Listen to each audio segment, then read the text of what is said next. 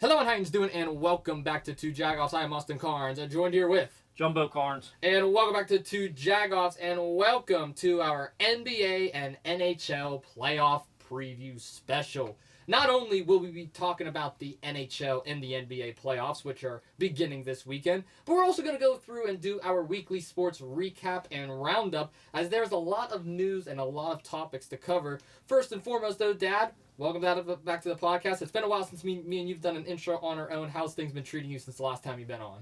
Good. I mean, I heard you and Lucas talking on the last podcast about the March Madness. Yes. I think I was correct on both of them. Well, I mean, I had Florida too, so. I mean, I think I did pick UConn in a big pounding, and kind of did pound them pretty good. They did. I think they won by almost 30.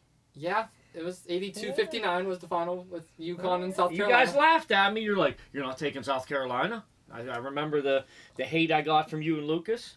Oh, gosh. Just wanted to bring that up. Well, I'm pretty sure Lucas actually picked the same as you. I think I was the only one in the UConn boats, but that's okay. Did you not? You picked UConn? Well, he's not here yet, so. Bandwagoner. But no. Bandwagoner. But yeah, no, the March Madness was great, and I'll tell you what, Florida, Paige Beckers, there's a lot of stuff to talk about. We're going to get to that later on when we get to our little draft section, but I actually want to begin today, Dad, talking about the NBA playoffs. This is something me and you really haven't covered as much. And as of right now, the first 7 seeds are set for both the West and Eastern Conference. Play-in tournament games are still happening. This episode is recorded the night before, so at this moment, we don't know the winner of the Heat and Bulls and Mavs and Kings. So we're going to go based off if we don't know that result. Obviously, last night's game, which was this past Tuesday, we found out that the Golden State Warriors are advancing after defeating the Memphis Grizzlies, and the Orlando Magic is advancing after defeating the Atlanta Hawks, which, by the way, I will say, Trae Young absolutely rage quit in that game. I want to move into these playoff series, Dad. At this moment, we have in the West, OKC 1. We have the Houston Rockets 2, LA Lakers 3, Denver Nuggets 4, LA Clippers 5, Minnesota Timberwolves 6, and, of course, the 7th seed is still up for and the 7th and 8th seeds are still up for grabs. And then on the Eastern side, Cavs 1, Celtics 2, Knicks 3, Pacers 4, Bucks 5, Pistons 6, and 7 and 8 seeds still up for grabs. I know you're not as big in the NBA as I am, but I want to get your thoughts and opinions. Who is your favorite coming out of the West? Who's your favorite coming out of the East, and why? I got a 1980s matchup. I don't know what year in the 80s. I got the Celtics versus the Lakers. That's who I'm taking out of East is the Celtics. I like the way they play, fast-paced game, and obviously I think LeBron and with their newest acquisition, I see them making it through the West. So I'm going to take the Lakers through the West and the Celtics through the East. And I don't know if you want a prediction. I don't know if you wanted that. We're going to get the prediction in a sec. Okay. Well, when I look at the playoff bracket overall as a whole, there's no denying that the Oklahoma City Thunder is the best team in the playoffs this year. I mean, OKC has racked up win after win. They're a relatively young team. They have one of the MVP runner-ups this year, and Shai Gilgeous-Alexander, not to mention Jalen Williams and Lou Dort and Chet Holmgren and that amazing explosive offense they put together. But inexperience got in their way last year. That was their biggest downfall, was when they went up against the Minnesota Timberwolves in the Western Conference Finals. When we look at the Eastern Conference side of things, it's obviously all Cleveland Cavaliers right now. They're playing great basketball. This is not who I'm choosing, by the way. But the Cleveland Cavaliers has been playing great basketball. In the NBA, most of these top contending teams have duos. Like when we look at the Bucks, it's Giannis and Dame. When you look at the Lakers, it's LeBron and Luka. When you look at the Celtics, it's Tatum and Brown. When you look at the Nuggets, it's Murray and Jokic. But when you look at the Cavs, it's a little different. It's kind of like they have a quintuplet of players. They have like 5 or 6 different guys they can spread the court with. I mean, they got Evan Mobley, they got Jaren Allen, Darius Garland, Donovan Mitchell. They got a lot of explosive guys that could play all positions on the court. Their defense is criminally underrated. Not to mention, this is the first time they are a number 1 seed since LeBron last played for them, and they have a chance to win the finals for the first time in franchise history without LeBron being rostered. That's something I'm looking forward to seeing. But I am going to agree with you on your Eastern Conference take. I am going to take the Boston Celtics because Jaylen Brown and Jason Tatum, the duo of them two has just been amazing. I love the depth they have with White as well. But the rest of this Eastern Conference team, I just don't trust. I don't think the Pacers are ready yet. The Pistons, I'm more than happy to see them finally in the playoffs again. But they have a lot to prove with Cade Cunningham and Jaden Ivey as first-time players in the playoffs. The Bucks, as much as I love the Bucks, Giannis and Dame's injuries has been kind of all over the place this season. And the Knicks, I believe they're the biggest frauds in the playoffs, so I'm not choosing them at all. On the Western side, I'm going to disagree with you. I actually really, really like the Nuggets this year. I love what I'm seeing from Jokic. Chicken nuggets. Not the chicken nuggets, the Denver Nuggets, damn it. I love what I'm seeing from Jokic. He's a walking triple-double. He's able to distribute the ball at a relatively fast pace. He's just an amazing, amazing player. The Clippers, they're loaded with talent. I just don't think it's their year. The Timberwolves without Cat, I don't trust. The Rockets are frauds, and the Thunder's too young. And the Lakers, I really do love the Lakers. Luka is an amazing addition to them. But they have not been able to beat the Nuggets in the playoffs. 2 seasons in a row. First time got swept, second time in 5 games. That's why. Well, good thing for them. They won't play until the finals. Who? Lakers. Why is that? Because of the bracket. The Lakers are in the bottom half of the West bracket. The Nuggets are in the top half. So technically, if we're going to go with your analogy where they can't beat the Nuggets, it's only going to be in the Western Conference Finals. Yes, and the last 2 Western Conference Finals they played in, the Nuggets got swept them the first time, and then they beat them in 5 the second time. Yeah, I think with Luka though, that's a different story. And I think the Celtics have the easiest path on the East side. That's why I took them. And plus, I think they've more recently been in the playoffs, and I feel that they can get bigger games, and that's why I'm taking them in the East. I'm not sold on the Cavaliers yet. I know you just boosted them real high. I'm not sold on them yet. Pacers, garbage. Bucks, they're a good team. I could even see the Bucks beating Cavaliers in that game. I would love to see that, but I don't know. No, here's the thing. This is the thing with the Lakers. Like, I don't even know if they're going to make it out of the first round. I mean, they're going up against a Minnesota Timberwolves team who's one of the best at pick and roll in the entire NBA. You don't want to bet push-ups on it, do you? I'm not betting push-ups on the Timberwolves, but I will say this. Sounded pretty confident. No. The Timberwolves is one of the best teams with the pick and roll. I mean, like, Rudy Gobert is a 5-time Defensive Player of the Year for a reason. 4-time, excuse me. He's a 4-time Defensive Player of the Year for the reason. And when we look at the Lakers' defense, as great as Luka and LeBron is at scoring and being able to move the ball around, they're not that good on defense. How about Hayes? He's a pretty good defender. Yeah, but he's not no Anthony Davis. Anthony Davis was their best defensive player they had. He's no longer a part of this team. Give me a year or two. Give Hayes a year or two. I don't know. I feel like the player on the Lakers we're not giving enough credit to is Austin Reeves. Austin Reeves has been the guy that's been really carrying. I'm not bashing him. I took him in the finals. Okay. Well, you took the chicken nuggets. I did take the Nuggets. I'm really impressed with this Nuggets organization. I think they're going to do good. They have a tough matchup. They probably have the toughest matchup in the first round against the Clippers. How many titles they got? 1. They just won it 2 years ago. 2 years ago? 2 years ago was their first in franchise history. It was the Jokic. Or was it their second? I don't know if it was their first or second. I think it was their first. I think it was their first, too, because 51 seasons without one. So, okay, well, that's official, our Western and Eastern Conference predictions. Dad, you're going with the Celtics and the Lakers. I'm going with the Celtics and Nuggets. What is your overall finals predictions? Who's winning and in how many games? Celtics in 5. Really? Celtics in 5. Why is that? That's my prediction. I don't need to back it up. I'm confident saying the Celtics beat the Lakers in 5. Larry Bird may be be there to cheer him on. Kevin McHale, a little bit old school guys. Garnett for them. I mean, Shaq spent a little bit of time with them. It was past his prime, but I don't know about that. I mean, they kind of wheeled him out on the court, wheeled him back out. I don't really know if he played for him. Yeah. Do you even know what number he wore when he played for the Celtics? I don't know, 31, 33. 36. I was in the ballpark. You were in the ballpark? Yeah. At least I didn't say 99. So you got I'm not gonna lie to you. I also got the Celtics win the chip again, but I got it in 6 games. I think the Nuggets will at least stretch it 2 of their home games.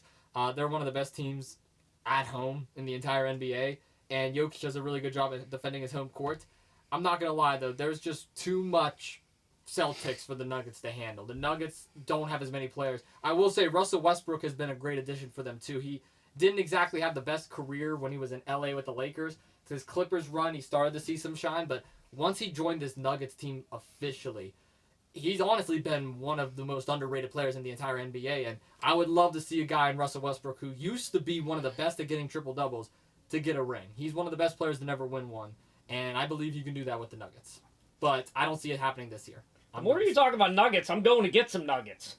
You're going to get some nuggets after this? Yeah, I'm going to get some chicken nuggets from McDonald's because I know I just ate, but you keep talking about the nuggets. They're not winning nothing. I'm going to go get me some chicken nuggets. I never said Let's go on to the women's basketball. I'm done with the chicken nuggets. Okay. Okay, well, let me just get your last prediction. Do you have an MVP winner this year? The two runners up right now is Jokic and SGA. Jokic Yeah. over SGA. Yes. I agree with you on that. I gotta go Jokic. SGA is awesome, but I don't know. I don't know. That's like that. Those awards sometimes don't go to the most deserving NBA player, just like in NHL, just like in the NFL. Sometimes it's a popularity contest too, which really sucks. Mm-hmm. Mm-hmm. So, because I don't want to switch gears, but I think Joe Burrow probably played 10 times better than Lamar Jackson in the NFL. And Josh Allen. And he wasn't even in the running because his team sucked. Let me ask you this: if they were a playoff contending team, do you think he would have won it? By far, I think he would have won it, which is bullcrap because that's not the way it should be. I fully agree with you. It's just like if LeBron takes the Lakers and wins an NBA title, and it's solely on his back, and he has a shot to win it. But if LeBron misses the playoffs and he's still one of the best players, they're not going to give it to him. That's just the way it works. No, I fully agree with you on that. I mean, the MVP, and it's in all sports too. Like even baseball, like you can like make an argument for like their winnings. Like it's kind of like a popularity award at this point. Like in the NFL, it's like a quarterback award. So, I fully agree with you on that. I do want to transition over to what you just mentioned. That let's talk about the WNBA for a second. I love to show some love to the ladies here on the podcast, and the WNBA is getting some stars. And there's one star in particular I want to talk about with you first, Dad, and that is none other than the number 1 overall pick who will be playing for the Dallas Wings next year, none other than Paige Bueckers. Paige Bueckers just won the national championship with UConn after demolishing South Carolina. She's battled ACL injuries, MCL, you name it, she's been through it, and she has officially been drafted number 1 overall to join Dallas. Dad, what's your thoughts and opinions on Paige Bueckers? I agree. I'll actually clap with you too. Well earned. She solely won that conference title for them. I mean, the NCAA title for them. She's a beast. She had a foot injury. She had MCL. She had an ACL. She had 2 or 3 other injuries. She battled through it all. She persevered through all the injuries. She's beast. Period. She deserves it. Number 1. Get her a big contract. Maybe call Kirk Cousins' agent. Get that girl a big contract. I mean, it should start making the ratings because they had pretty low ratings the last couple of years. So hopefully with Caitlin Clark and a couple of other new girls, coming in, I mean, hopefully it'll boost them up. You know, I mean, they deserve to make some money as well. They're playing professional sport as well. So. No, I fully 100% agree with you on that, Dad. I mean, when we look at Paige Bueckers, I've been talking about her all season for a reason. She is a true leader to look up to. I mean, Caitlin Clark last year was spectacular, one of the best college athletes. I won't even say women's college athletes. I'll argue college athletes of all time. The records that she shattered at Iowa was just incredible. Paige Bueckers just kind of takes it a different avenue. Not only is she a great player, she's also inspiring off the court, and she's overall a great person. So being able to see that come to the NBA, to a city in Dallas, who in all honesty, when you look at Dallas sports right now, outside of the stars, they're a mess. The Mavericks lost their superstar in Luka. The Cowboys haven't won a playoff game haven't won a Super Bowl in 30 years. There's only won 6 playoff games in the last 21. There's a lot of issues right now with the city of Dallas, and adding a superstar in Paige Bueckers is certainly going to boost their ratings. It's certainly going to help the city out, and it's certainly going to help out the WNBA because, like you mentioned, Dad, their ratings have been down for years. But last year, we've seen a skyrocket because of a Caitlin Clark, because of a Cameron Brink, because of an Angel Reese. And now we're seeing her and so many other talented ladies, which we're going to touch on in a second. Very, very much happy with that. And there's still some other ladies in college, too, to take a look at. I mean, Juju Watkins from USC. She's going to be someone to look out for. Unfortunately, she got hurt in the tournament. But another one I'm excited for, I don't know if you really know too much about her, Dad, is Haley Van Lith. She played at LSU, transferred to TCU. She was former teammates with Angel Reese, who went head-to-head with Caitlin Clark. They're joining each other, right? Yep. In the NBA. I did see that. They will be joining each other in WNBA. They're reunited. And I believe that's going to take Chicago over the top. Chicago might be a playoff contending team just because of it. Listen, the thing with the WNBA is they need some generational talent. You got Clark last year. You got Becker this year. Sprinkle a couple of other talented ladies in with them. And now they're going to get the ratings. Now they're going to start seeing stuff. People are going to start to get interested. It's just like when Jordan came in the league and Crosby come in the NHL and you got somebody like Patrick Mahomes in the NFL. You need a generational person, a face of that league to take it to the next level. And all them other ones have taken it to the next level. Hopefully Clark or Becker or one of these other young ladies can take that to the next level. I believe they can. And make it make it better for them moving forward. And because you don't want them going overseas. We want them here. Yeah, we want them here. We want them, don't want them overseas making money. We want them here making money. Absolutely. And not only that, I would take it as far as say this. Comparing it to some of the other major sports, I mean, like when we look at the NFL, there's obviously so many different faces. Like there's Justin Jefferson, there's Jamar Chase, there's Patrick Mahomes, there's Joe Burrow. Like you can make an argument, Lamar Jackson. There's so many guys you can make an argument for who's the face of the NFL. In the NHL, I mean, it's mostly between Crosby and McDavid. I feel like those are the two that always get talked about the most. Some people can say Igor because he's one of the more notable goalies, but it's usually a Crosby or McDavid debate. In the NBA, I mean, like there's LeBron, KD, and Curry for some of the older NBA fans. For the newer NBA fans, you got Luka and Jokic and SGA and Giannis. But in the WNBA, we never really had any players that was a face. You could never really name anyone as notable because they weren't showcased as much on TV. But I believe right now they got 3 faces of the NBA. Caitlin Clark, Angel Reese, and now Paige Beckers. 3 faces in only 2 years. That right there is going to take this sport to the next level. I believe we're going to see some expansion teams soon. I believe the WNBA is going to start expanding to other cities, and I am more than excited for it. The reason why you don't want it overseas, nothing against overseas. I don't want to make it sound like I don't like our current president, or I don't like the other countries. I'm just saying you want it here because little girls grow up, and as a father of a daughter, you want them to stay abroad. Mm-hmm. You do not want them overseas because you, as a parent, you can't protect them or look out for them. So you want the kids to be in America, playing in America. Plus, why not boost a league in our country? We kind of took over hockey. I mean, that used to be a Canadian sport. We kind of took that over. Mm-hmm. So why don't we just take over another sport? That's the way I look at it. I fully agree. This may be a bit of a hot take. I don't want to really say any hot takes, but as of right now, marketing-wise, I'm not saying competition, I'm not saying games, and I'm not saying the playoffs because I'm not going to disrespect the NHL like that.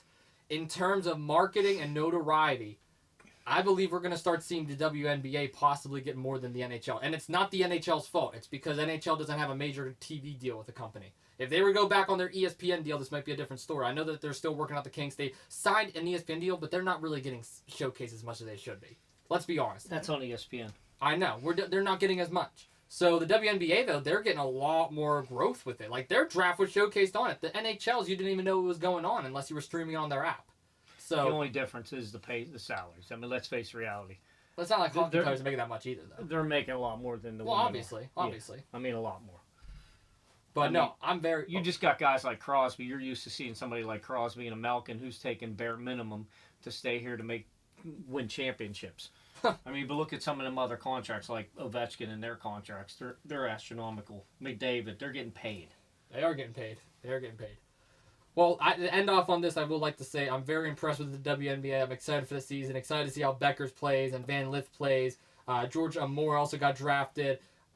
Sonia Citron, I don't know if you remember her or not. That she was the one that broke the rebounding record in the for Notre Dame. She had a great career as well. There's just so many talented ladies that I saw on here that I was like, wow, I remember watching them throughout the tournament, throughout these last couple of years. Morrow as well from LSU, another former Angel Reese teammate, got drafted. I forget where she went. I want to say she went to the New York They were comparing that girl with the rebounding to Dennis Rodman when he first came out. Yeah. That's why I was like, it's crazy. Yeah. So I'm so happy to see the women's basketball players get some notoriety because they absolutely deserve it. The league has been kicking ass for a while now, and once we really start to see the television deal, I believe they could take off to the next level. Well, with that being said, I think it's time now we transition into a different sport entirely. We covered a lot of basketball. First 20 minutes, I absolutely love talking basketball. Thank you, Dad, so much for coming on and talking about it. But that's what I do. I feel like we should transition over to hockey now. And if we're going to talk about hockey, I feel like we should maybe bring on another Jagoff to help us out. Because Puckhead. Puckhead? Puckhead, is that his new name? Oh, I love it. Well, ladies and gentlemen, he's been sitting quietly, waiting patiently throughout our basketball segment to join us. Please welcome one of the other 3 Jagoffs that is a part of the Jagoff team, the Jagoff trio, the 2 Jagoffs, and our social media manager, Lucas Kuhns. Lucas, welcome on 2 Jagoffs. How's it going, my friend? Tried not to fall asleep during that bit, but it was a struggle. What? Come on. Give some love to the basketball players. I mean, it wasn't bad. It was just hard to listen to your dad. So. Shots fired. Shots fired. Yeah, you were firing silent shots at me the whole time. I may have. Who knows? Who's going to grab the chair first? That's the real question. Who's Well, I seen him swing a chair. I'm not really worried. It hurt, though. I did. And Kevin botched it on him. Yeah, he did. He hit me in the hip, like right above my ass crack. It kind of hurt. I'm just saying. Oh, dear Lord. Well, he did. He hit me I with didn't the want to club. injure him again. I was looking out Again? for him. Oh, when did he get injured the first time? Huh? When did he get injured the first time? Whenever Kevin hit you. Oh, yeah. Oh. I didn't want to hit you somewhere else and hurt you again. That's fair. See, he was looking out for me. Anyway, let's talk Let about... me hit you with a chair. See if I look out for you. I know you'll We swing. should let your dad do it. No, I'll hit no, both of no, you. no. That'd be fun. Hell to the no.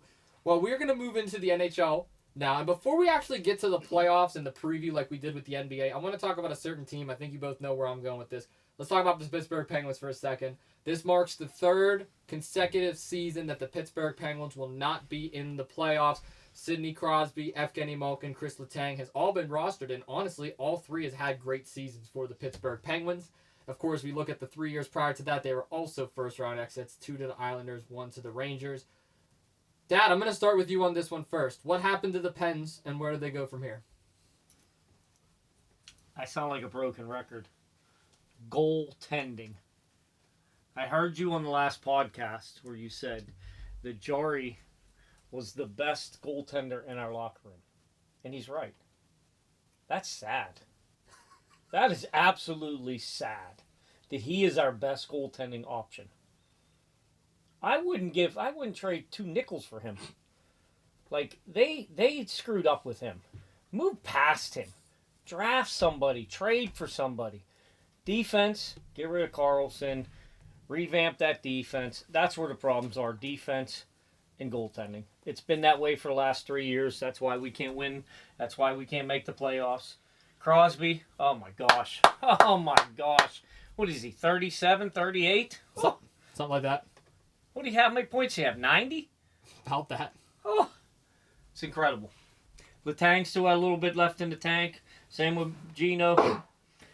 I mean, I guess fire Sullivan, get a new goaltender, get some defense. Let's start from scratch. Lucas, I mean, me and you have been literally talking about the Pens for a year. At one point, we used to argue about it. Now we both cry in the same corner together. What's your thoughts on the Penguins, man? 3 consecutive years of no playoff appearances with 3 first-ballot Hall of Famers. I mean, there's not much more I can say than what your dad's already said. It's the defense, in my opinion, which is our biggest struggle. And shout out to Letang. He just had heart surgery. Did he really? Yeah, he had I forget what it's called, but it was like a small hole in his heart. Was it for like an AFib or something? No, just he had like a small hole in his heart or something. It was like a POF or a PFF or something like that. I'm not a doctor. Neither am I. I just have an associate's degree, man. But Carlson, as much as I like him as a player, he's got to go. Letang's going to be going soon. He's having too many health problems. And we don't really have anyone else besides that. I mean, we brought back P.O. Joseph, which pretty much describes our defense right there. Crosby's not getting any younger. Malkin's not getting any younger. They'll both be gone within the next couple years probably. Especially Malkin. I don't think he makes it more than 2 more years here. Rust. I don't know how much longer he's going to be here. And Rust we trust. So our team's kind of just falling apart. We need to start getting some younger players. And if that means trading away players that we love, then it means trading away players that we love. Well, I mean, look what happened last time we traded away players that we love. We traded away Drew O'Connor. We traded away Marcus Pettersson, which I was very critical of, but those were still players that contributed very much to our starting lines. Look, here's the thing when we look at the Penguins. It wasn't just Crosby who contributed. There were other players that played this year, so we can't use the narrative, oh, Sidney Crosby put the team on his back and carried us all the way to the end of the season. That's baloney. We saw Raquel do things this year. We saw Rust play well this year. We saw Gino actually improve. I thought Gino was on his way out the door this season. Like you said, Lucas, he may have a few more seasons left in him. Who knows? And Chris Letang, all the battles that he's gone through on and off the ice, we have to take that into consideration. I'm going to sound like a broken record too when I say this, Dad. Fire Mike Sullivan. Start from scratch. He's a great head coach. He led Team USA all the way to the, up against Canada in that 4 Nations battle. He's always been a good coach. He's always been a good leader. He knows his stuff, but it's the same thing as Tomlin. Things are growing stale. Teams are figuring them out. And most importantly in the NHL, the rest of the teams in the Metro are younger. They're quicker. They're more explosive. Look at the Washington Capitals. Yes, sure, they have a leader in Alex Ovechkin, who is up there in age. He just shattered Gretzky's record. Do you think he does that if the Capitals didn't go after younger talent? The answer is no. The Capitals last year traded away half their team at the trade deadline and ended up grabbing younger players, building a stronger core, getting a starting goalie that can actually win them games. get them shutouts when need be, and most importantly, when going up against Metro rivals, score as many points as possible, because you know that's what counts at the end of the year.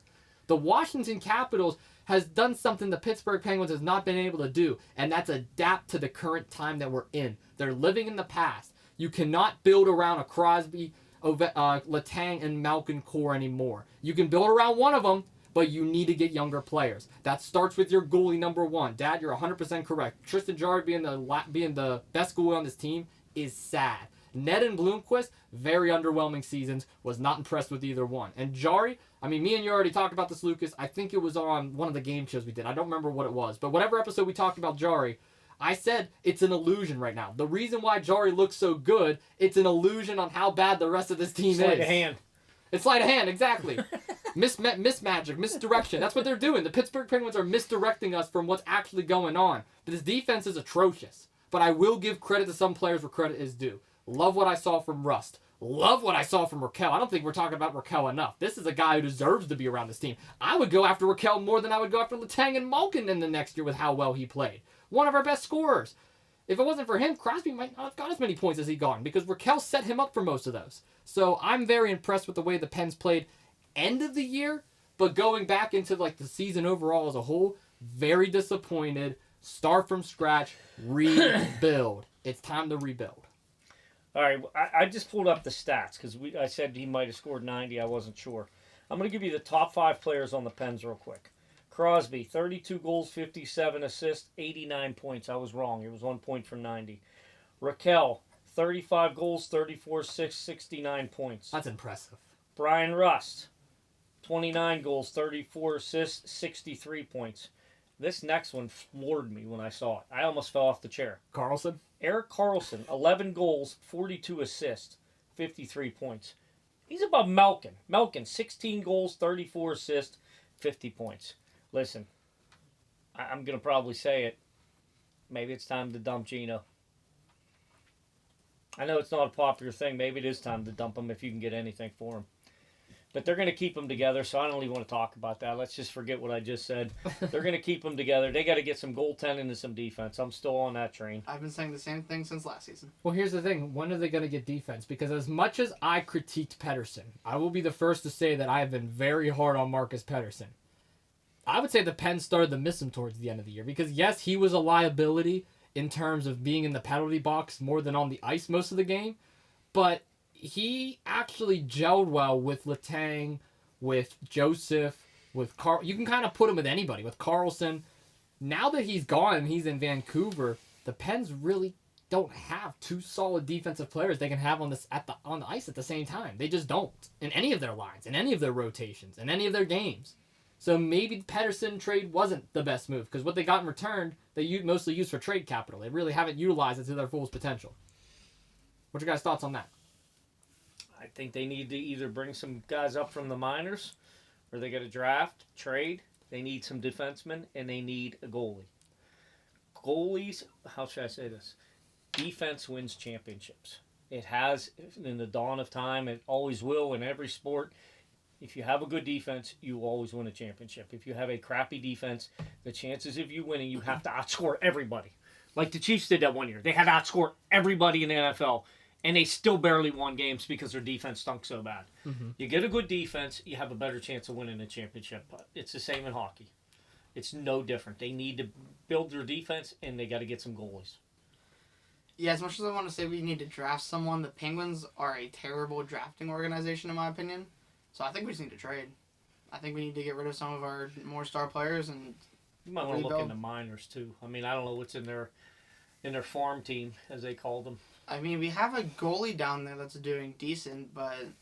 No, I'm talking about for defenseman. I'm not even saying for goalie. I think you got to trade for a goalie or else get lucky and draft one. Well, I'll tell you this right now. If I'm the Pittsburgh Penguins, I know this is probably going to be my hottest take of the episode. I'm holding on to Raquel and Rust over Letang and Malkin. I'm not saying to get rid of Letang or Malkin, but I'm just saying I believe Raquel and Rust is more credible for the Pens to use long-term than those two. Too. I mean, that's my point exactly. I'd say that's a good point to make. Okay, I thought I was going to get crucified for that. I'm glad you guys actually agreed. Well, I mean, like we're going to beat on you later. I mean, we're going to beat you up later for saying it off air. The only problem I have with Letang is he's having multiple health issues every season, which, I mean, it sucks to see, but he's a liability if he can even be on the ice. And So you're saying Malkin, trade him? So you're calling for Letang to be traded too? if we'd have to choose either Man, just him, had a heart problem, man. Give him some break, man. if Dang. we have to choose him or one of the other guys, I'm probably trading Letang. Gosh, first he had heart Wow. surgery. You're gonna have a broken Yeah, heart wow. now. You're just putting him in the grave. Letang doesn't care. Letang doesn't care about anything. You should last send year. him some flowers or something the way you're hating on him. Holy smokes. And same with Malkin. I mean, he's slowing Send down. him a so- tweet or something. Send him a text, Facebook message, something. Send him a text. Do you think Something, you dude. You think I have Letang's number on my phone, just ready to go? Something, dude. I'd do something after that I statement. know a couple of people in the Pens organization. I can hook you up with Letang probably. Yeah, I mean, you got Instagram. Send him a direct message. Say, I'm sorry. I shouldn't have said that. Poor guy. He's laying in a hospital bed. You're cutting him. They cut him. Now you're cutting him. Trade away, Lucas. Just trade away Letang. Poor guy. He's sitting. Don't worry about your rehab. Just get out of town. Oh, you're back in rehab. You can rehab in Colorado with Nate McKinnon. You feel He'd bad have a you better said chance that, of huh? winning there. He probably does. Do you feel bad now that you said that? I stand by what I said. Wow. Wow, dang. There's a hockey stick up here. We might have to check you. Cross-check him. Yeah. For Chris. For Chris. wait, check for Chris campaign.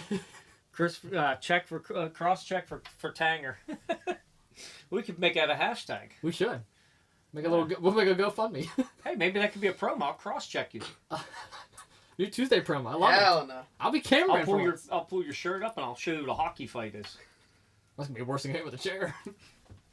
Anyway, though, let's move into the rest of the NHL playoffs after that tangent that we went on. So sorry, Lucas. You were the butt of it. Actually, no, I'm not sorry. I'm the butt of everything. This is I'm payback. hitting you with the chair. This is payback. What? I'm hitting with the chair. I bet you are. I'm going to. So when we look at the playoff bracket, I will say again, this was recorded on Wednesday. We don't know the final seedings of the playoff yet. We don't know if it's going to be Montreal or Columbus taking that second wild card spot. So we're kind of go based off the teams that are already clinched or possibly going to clinch. I'm just going to kind of go through some of those teams real quick. So when we look at both the Eastern and Western Conference, we got teams like the Maple Leafs, the Lightning, Panthers, Hurricanes, Devils. Obviously, the Senators and Capitals have been doing great all year. Not to mention the Stars, Kings, Oilers, Wild, Avalanche, Golden Knights, Jets, Blues, and possibly either the Blue Jackets or the Canadiens. That's still up for grabs. Without actually going through the exact seedings itself, we're going to kind of do what we did earlier in our NBA predictions. So, Dad, I'm going to go to you on this one first again. Who is your favorite coming out of the Eastern Conference, and who is your favorite coming out of the West? No predictions yet, just favorites coming out of the two. I was hoping you would have went to Lucas on that. Do you want to go to Lucas first? Yeah, because I whoa, wanted whoa, to think whoa. a minute or so. I did. I wanted to think a minute because And we're going to spend some time on this bracket, so go ahead, Lucas. Who do you got coming out of the West and East? Just my top two teams, right? Top two. So who do you think's going to be like in the Stanley Cup Finals, pretty much? Like who's going to be coming out of the West? Who's coming out of the East? It's tough, man. I'm going to say out of the West, that's probably going to be the Jets. Coming out of the East, as much as I don't want to say the Capitals because I'm a Pens fan, it's probably the Capitals. I mean, they've just been explosive all season. I don't see them getting shut down. I think they're going to struggle, but I don't see them getting shut down. Okay. Dad? all right, I got in the West. I'm gonna pick a sleeper, but I got the Golden Knights. Ooh. I'm gonna go Western Conference Finals. I got the Golden Knights, and depending on their bracket, because this hasn't come out yet, I'd like to see an Avalanche, Colorado Golden Knights. I'd like to see that as a final. I like Colorado last year. Wait, in the Western Conference Finals? Yes. Okay, That's I'm what about I to would. say. I mean, obviously we can't pick it because we don't know how the brackets is going to go right now. And then if I had to pick a hypothetical, I would like to see a Capitals and Toronto Maple Leafs. And I love. I don't know if you two know this. It is my second favorite NHL team.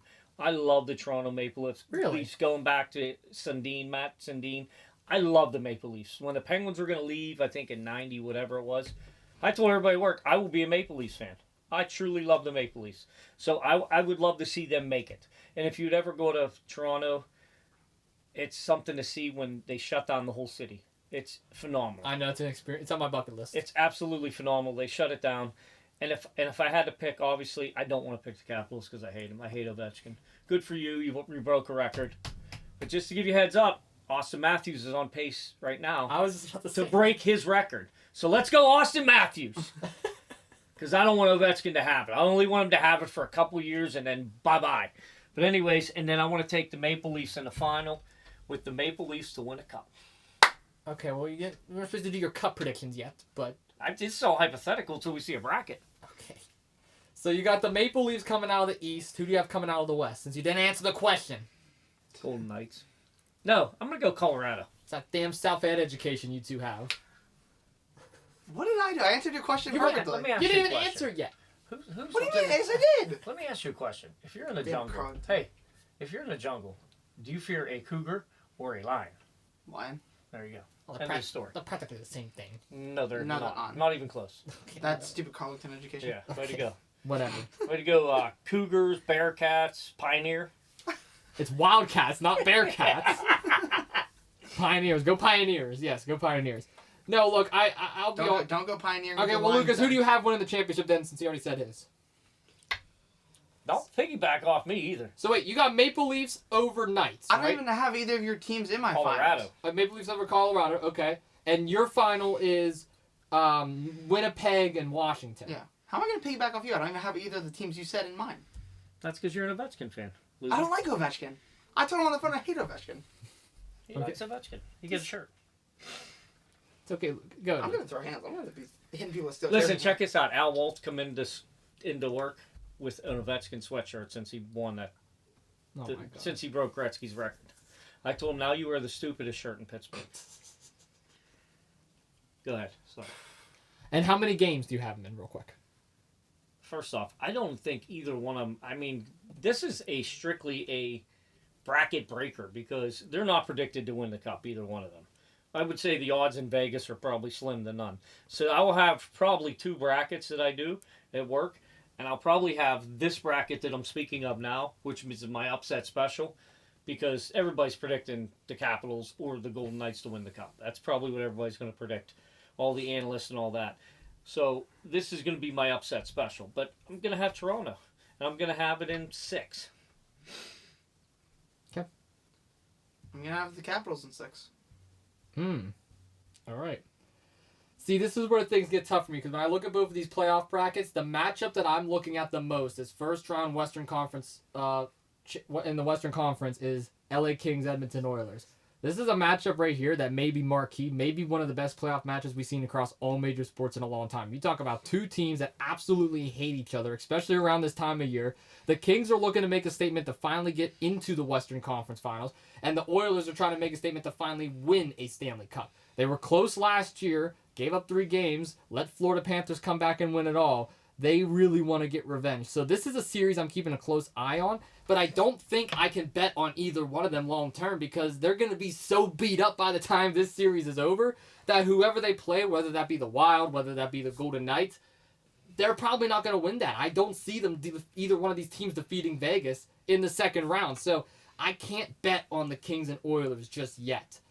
I'm not going to lie to you, Lucas. I believe the Winnipeg Jets are the biggest frauds in the playoffs this year. I don't see them going anywhere. Connor Havlicek is the best goalie in the NHL. I will give you that right now. I will die on that hill. He's better than Igor. He's better than Fleury. He's better than Price. He's the best goalie in the league. Mark my words. He's won the trophy 2 years in a row for a reason. They're not making it out of the second round. They'll beat the Blues, but they're not making it past the Stars or the Avalanche. That team is just too loaded. I'm not going to lie to you. I kind of like Dallas this year. Dallas is a very underrated team. Dallas has been underrated, honestly, the last 3 years, and they made it to the Western Conference 1 year. They made it in the second round the second year, and then they made it into the second round the third year. So with new management and new head coaching, I'm not going to lie, and Otton Reiner as well as the goalie, I'm excited to see where this team plays. So I'm actually going to bank Dallas to come out of the West. If I had a Western Conference matchup, it would probably be Dallas and Vegas because I really do like the Golden Knights. I love what they put together. But I think the Stars are going to take this one here. And I really want to say Capitals. I really do because of Alex Ovechkin and the way they put this team together. They've been the best team in the NHL all season long. But I'm not going to lie to you. I really want to take an upset here as well. But I don't trust the Senators. I don't trust the Lightning. I don't trust the Panthers. They lost too much. The Maple Leafs are frauds when they come to the playoffs every single year. Canadians and Blue Jackets are too inexperienced. And then the Devils are like really the only other team you can compare. I'm going to go Capitals, and I'm going to go Dallas winning the whole thing in 7. Dallas in 7 over Washington. Thank you for not agreeing with him, first off, with Ovechkin. Thank you. What? picking them to win the cup. Thank you. No. I don't think they're going to win the cup, but I believe they're going to go through the East. You can't convince me any of these Eastern Conference teams Do you know are why better. Edmonton lost last year at the finals? I mean, I have my reasons. What's your reasons? What's your reason, real quick? Your opinion why they lost? They choked. No. Well, they did. I don't agree with that statement, but They got outplayed. what's your opinion? Well, on what? What specifically? Why A do you lot think of they things lost? happened. I think it came down to goaltending. Okay. That's where I wanted you to say. I wanted you to say it came down to goaltending. They had the better goaltender. They won the cup. I agree with that. It goes back to what I said with the Penguins earlier. Better goaltenders can carry you through these playoffs. Washington got better goaltenders, though. So I understand. I wanted to bring that point up Okay. about Edmonton last year, because you mentioned Edmonton about making it back to the Stanley Cup Finals. yeah, I know. They're not going anywhere near it. But no, I will say this. When I look at this Eastern Conference, it's weak. It's very weak this year. The Hurricanes and Maple Leafs, they can't do anything in the playoffs. They're great regular season teams, but neither one of them has shown me in the last 6 years that they can do anything past the Eastern Conference Finals. And the rest of the teams are inexperienced, whether it be the Canadians or Blue Jackets, whether it be the Devils or the Senators. None of those teams are experienced. And the Panthers, I love them, but I believe they're going to have that hangover. They're not going to be able to make it back to the Stanley Cup. They'll probably make it to the conference championship. I just don't see them beating the Capitals in a 7-game series. I really don't. It's going to come down to the wire, but you can't convince me that Florida can beat this Washington team with how explosive they are. The West is where it's at. And the one team that I can confidently bet that will not make it into the championship, it's going to be the Jets. I don't see it. Let me ask you this. Great home stadium, though. I love their atmosphere at home. Didn't the Penguins, up until like a couple weeks left in the season, still have a shot to make the playoffs? Barely, yeah. Didn't we have a chance like the last 2 weeks? That's what I'm saying. So that shows you how bad the East is. There The wasn't a lot. Blue Jackets have a chance. I mean, I'm just saying though, that shows you how bad the East is. But with that being said, I want Toronto probably for personal reasons, because I like them. I'm a fan. I mean, I want to see them get over the hump, because the people up there, they deserve a championship. I'm telling you guys, if you'd ever visit Toronto, they're true fans. They've been there through the ups and downs of the. I'd like to see them win a championship. I'm not going to be one of them people that say, keep it in America, keep it in America. No. I'm not one No, of them I people. agree. I mean, it would And be... plus, I don't want Ovechkin to win another title. I'm sorry. I do not want him to win another title. See, that's the thing that I kind of disagree with. I actually wouldn't mind Ovechkin winning another title, because that's going to help his legacy. Obviously, I know as a Pens fan, like, you shouldn't be saying that, but from an unbiased perspective here, Alex Ovechkin is one of the best players in the world right now, and the fact that he already toppled Gretzky's record, maybe even adding a championship in the same season, that's going to do a lot for his resume. He's already a top 10 player of all time. He's already a Hall of Famer. He's already a Hall of Famer. He's already top 10. I could maybe squeeze him in the top 5. Who knows? I don't think He's not a Penguin. I hate him. Sorry. Okay. There's the Yinzer in you. It is the injury in me. I Lucas, don't like any him. closing thoughts on this? You like him. No, I You want a don't. Ovechkin jersey. No, I don't. He just I just seen a text that he sent out. I'm selling my Crosby jersey so I can get a Ovechkin jersey. Wow. I'm done with this kid. I only own 2 jerseys: a Crosby and a TJ Watt jersey. I don't own any other jerseys. Well, you have one good jersey then. Good job. We'll get into that later too. Don't you Yeah, worry, and your pal. favorite jerseys are fraud players. So. What? My last name's on my jersey. So I don't have nobody else's name on my back. Still All right. fraud. Well, to end off our little NHL segment, I will say this: you, Dad, you're predicting who? Toronto and Colorado. Why do you not remember my prediction? I'm saying this for the fans again. So you got Toronto in 6, you got Washington. in 6, and I'm going Dallas in 7. Okay, I like that. Well, that right there is our NHL and NBA playoff preview. We'll be covering both of those brackets and both of those series extensively here on the podcast over the next couple of weeks. Obviously, we got the NFL draft to worry about next week. We're gonna do our polls on here too. We're gonna print out a bracket, and all 3 of us are gonna do. Well, we should do that. Yeah, that'll be Yeah. fun. We'll do a bracket for both playoffs. But I'm definitely. Oh yeah. Don't you shake your head. Oh yeah, pal. He's getting excited over there. Oh yeah. Well, we still have some other news and some other topics I want to get into, and I want to transition over to one sport in particular real quick. And I know that everyone's going to be sad to talk about. We're going to try and talk about them a little more this year. I'm a little disappointed I didn't get to last year. Oh, God. And that's the Pittsburgh Pirates. I know baseball season is here. The LA Dodgers and New York Yankees are red hot right now. Shohei Ohtani, Aaron Judge, you name it. But let's talk about our Pirates for a second. Lucas, it's been a treacherous road. What's your thoughts on the Pirates so far this season? We're terrible. Pitching's been bad. We can't seem to just hold on to a lead. We're giving up stupid runs. We're having a lot of problems on the field. Players dropping balls. Minimum base running, home runs. The only people really playing good, I would say, is two players on like defensive wise, and I'd say that's Reynolds and Sawinski. Dad? Did you watch the other game the other day when they brought out the bats? We had torpedo bats. My bats came in. You didn't see it? My torpedo bats What came happened in. the game after? They scored 10 runs. Did What you not see happened? What that? happened the next game? They lost 3-0. Yeah, that was a fluke game. No, you had Skeens that pitched very well, and they brought the bats. Mm-hmm. That's Where were the bats happened. at the next day? Did you take them back? Well, they were a one-time deal. They got their 10 runs. Listen, they're not terrible. For as bad as they've been playing, they're only 6 games under 500, which is really not that bad. We're used to them starting hot and fizzling out, correct? That's what we're used correct, to. yeah, that's correct.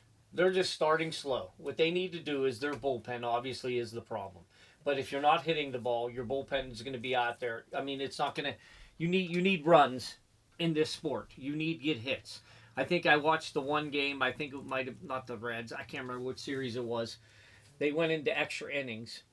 And they had 6 hits between the two teams in the 12th or 13th inning. What game was that we watched? The one against the Reds or the Cardinals? I think it might have been the Reds. I can't remember. Whatever. It went to 13 innings. I think it was the Reds because Skeens was pitching. Yeah, and we ended up beating them, but we had like total 7 or 8 hits between two teams in 13 innings. It was god-awful. I mean, listen, they brought back one of my favorite things from when Austin was a kid. What are those things called? Do you even know the necklaces that they wear? Oh, the little rubber ones with like... They're not rubber. They're like... Well, they feel like rubber. Yeah. Did you see that on TV? You didn't even watch it. I'll have to get a picture of it and show it to you. But anyways, they did that back when Kutch was first playing. And every time they kept getting hits in that 10-run game, they kept going like this with their necklace, like showing their necklace. And it was cool to see because it brought back some fond memories for me because me and Austin used to go to all the games. But I'm not giving up on the Pirates quite yet. I'm not. I'm not going to sell them down the river yet. I'm a fan. I'm always going to be a fan. I'm a Yinzer when it comes to the Pirates. I just would like to see the bullpen and the hitting come around. And I'm going to go to the games no matter what. And I'm going to root on my team. I'm not giving up. I feel like we're not giving enough credit to players that we've been bashing recently on the podcast. I'm kind of looking at these stats real quick, and when I take a look at some of the batting averages of some of these teams this year, I mean, I see Gonzalez hitting at a 333. I see Bart hitting at a 275. I see McCutcheon in his, 20-some season hitting a 270. I mean, O'Neal Cruz 200. Are we really surprised there? Brian Hayes, Brian Reynolds both playing well. There's players on this team that we've honestly ridiculed, like Rodriguez. Dad, I know me and you both went back and forth on Endy Rodriguez and his position, and Emmy Valdez as well. I'm not going to lie to you. These players actually have been playing pretty solid. They've had some solid chemistry on the field, and I feel like their record doesn't speak volume on how decent this team is. To say this is a playoff contending team is a crazy take, but I was living in the mindset, this team got swept by the Reds. They lost 3-0 to the Nationals. They couldn't do anything against the Cardinals with Skeens pitching, and they blew it against the Yankees because they didn't have Skeens pitching. But when I look at this team as an overall perspective, the RBIs are there. The runs are there. Hits are there. The pitching is not. So until they can get that pitching adjustment figured out, until they can get a solidified bullpen to the point where they're comfortable bringing guys in and bringing guys out, when to utilize Skeens, when not to utilize Skeens, I believe the Pirates can go over the top. And I feel like a lot of people are ripping on Derek Shelton a little too much. I'm not sold on him. I don't think he should be the head coach. But again, when you have an owner as crazy as Bob Nutting is, it's kind of hard to coach well when you have no pieces to build the puzzle. You can't complete the puzzle if you don't have all the pieces. And I don't feel like that's unfair to blame it all on Derek Shelton. How about Tony Pham? That's who got the game-winning hit. Tony Pham's another one. Adam Frazier's another one. I was surprised you didn't mention him when you were saying about hitting. He's the one that got the walk-off. He is. That game we were watching, the 13-inning game, I think it was. Mm-hmm. Valdez, swing the ball, swing the bat. I mean, I've watched this guy not swing. He's got a nice swing. Swing. Swing. Good things happen when you swing the bat. You can't always take a walk. Swing the bat. That's my issue with him. That's my only issue with him. I don't think he swings enough. I think he's watching What for about balls. Rodriguez? You were ripping on Rodriguez a lot. He got 2 runs in the last 2 weeks. It was more his defense that I was questioning than... Because there were some times when they threw to first, his foot wasn't on the bag. I think I was questioning that. And listen, I'm just picking out because I'm a Yinzer. That's all that is. Okay. I just want my team to win. And I don't want Lucas ever wear Pirates gear if they start winning. Well, he's not in Pirates gear today. He's wearing a hat with a He chicken. did have a Pirates hat on the other day, didn't he? Yeah, the other day. Now And he was ripping on him. Yeah, now he's a hat with a chicken on it. Maybe he wants chicken nuggets. Maybe he was thinking of Denver Nuggets. Oh, God, we have a new inside joke now. The chicken Denver Nuggets. Mr. Jack Dean will love that one. I bet he would. I bet he would. But no, I fully agree with you guys. I mean, when we look at the Pittsburgh Pirates from an overall perspective, I mean, they're in a pretty weak conference still. They're in a pretty weak division, so it's not like the season's completely over just yet. 3-11's bad, but things could be much worse. And 6 games, you said what, 6 games out that? That's from a 500 record. That's honestly not as awful as we're used to. So let's see what the Pirates can do. Let's see if they can They're turn. 6-12. Oh, they're 6-12. That's what I said. They're 6 games under 500. Ugh, gosh. It's not as bad if you It's look not at as it that way. bad, but oh my lord. Yeah, no, I mean, when you look at a team like the Rockies and you compare them to the Pirates, you can see why the Pirates definitely are a little bit better than what we are claiming to be. I mean, Lucas, we were on the phone earlier clowning the Rockies, and that's for good reason. You know where they play at? They play up near the Denver Nuggets, the chicken nuggets. Oh, gosh. They do. They play in the Mile High City, and yet no one can see them. Actually, their stadium is in one of the highest elevated. That's the point that I'm making, Yeah. that they're in one of the You highest should be able to- elevated. You should be able to hit home runs left and right up there. Yeah, and they don't. I once drove a golf ball over 300 yards there. It was incredible. The ball just kept going. Okay, And I'm not a big golfer. I'm not a great golfer. okay, Rory McIlroy. No, I'm not a good golfer, and I hit the ball 300 yards because the air is so thin. I actually wanted to get your opinion on this, Dad. I'll be honest. I did not. No, don't bring it up. I'm gonna bring it up. I know, Lucas, me and you's probably not gonna be able to add too much expertise on this. I actually kept up with it a little bit because as someone who's not interested in golf, I was pretty intrigued by the tournament this year. Dad, correct me if I'm wrong. This is one of the best Masters we've ever seen. Yeah, not for me. Talk about the Masters a little bit real quick, Dad, for some of our golf fans out there. We don't talk about golf enough here on the podcast. Well, I'm in a pool at work, and last year I had Rory, I know, you talked about it. and he hit it in the woods on 16. And I'm like, all right, he can get out of the woods. Then he hit a tree. Then he chipped over the green, and he triple bogeyed, and I lost $120. So he's never been a fan of mine since that moment. So I had the number 2 pick. There's only 5 of us. It's a $120 pool. And I had the number 2 pick, and everybody takes Scotty Scheffler. Mm-hmm. Obviously. Obviously. So I had a number 2 pick, and I had the chance to take Rory. I did not. Oh my gosh. And guess what? I lost. Another $120 to the same guy. I took Mordecai. And he finished, I think, 110 or something. So my first round pick finished 110. And everybody laughed at me because I didn't take Rory. So it sucks. I was going to take DeChambeau too because he's a pretty good golfer. You guys want to see somebody that's fun to watch golf, watch him. He's like a mastermind of the course. He like overthinks everything. Yeah, but it was a good Masters. I mean, you had Rose came back. He finished. I think he was. I want to say I don't know if he finished real close. Patrick Reed was up there. Scheffler was up there as always. DeChambeau was up there. DeChambeau was 5th. Yeah. Connors made a run at the end. Jason Day, I like that golfer. He made a run at the end too, which he finished. He was at the top there a couple years ago. He finished in the top 10.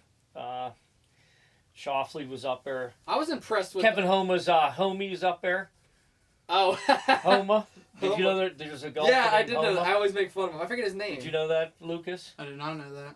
I was impressed because I don't really watch the Masters. It's Max Homa is his name. Max Homa, that's it.